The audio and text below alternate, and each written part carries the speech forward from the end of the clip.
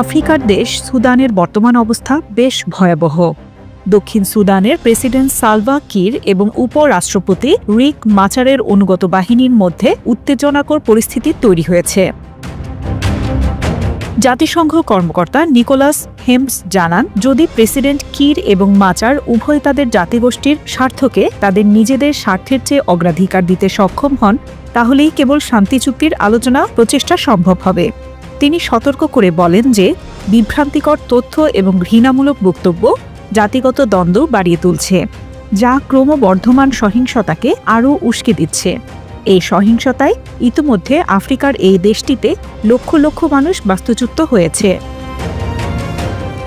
দক্ষিণ সুদান 2011 সালে সুদান থেকে স্বাধীনতা লাভের পরপরই রক্তক্ষয়ী গৃহযুদ্ধে জড়িয়ে পড়ে। ওই সংঘাতে 40,000-এরও বেশি মানুষ নিহত হয়েছে। এরপর 2018 সালে শান্তি চুক্তির মাধ্যমে দক্ষিণ সুদানে জাতীয় ঐক্যমত্যের সরকার গঠিত হলে পরিস্থিতি স্বাভাবিক হয়। এমন প্রেক্ষাপটে পুনরায় বিশ্বের অন্যতম নতুন দেশটিতে উত্তেজনা দেখা দিল।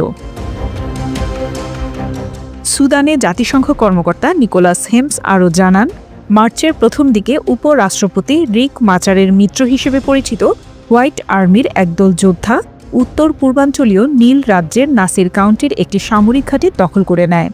এর জবাবে দক্ষিণ সুদানের সৈন্যরা রাজধানী জুবায় মাচারের বাড়ি ঘিরে ফেলে এবং তার বেশ কয়েকজন সহযোগীকে গ্রেপ্তার করে। এছাড়া সামরিক বাহিনী নীল নদের ওপারে বিরোধী সম্প্রদায়গুলোকে লক্ষ্য করে বিমান হামলা চালিয়েছে বলে জানান তিনি। বেসামরিক লোকদের ওপর এমন নির্বিচারে হামলার ফলে উল্লেখযোগ্য সংখ্যক মানুষ হতাহত হচ্ছে বলে জানিয়েছে জাতিসংঘের কর্মকর্তা। তিনি আরও বলেন, এই যুদ্ধের ফলে আনুমানিক 63,000 মানুষ বাস্তুচ্যুত হয়েছে। এমন ভয়াবহ পরিস্থিতি বিবেচনায় দক্ষিণ সুদান আবার গৃহযুদ্ধের দ্বারপ্রান্তে পৌঁছেছে বলে মনে করছে জাতিসংঘ।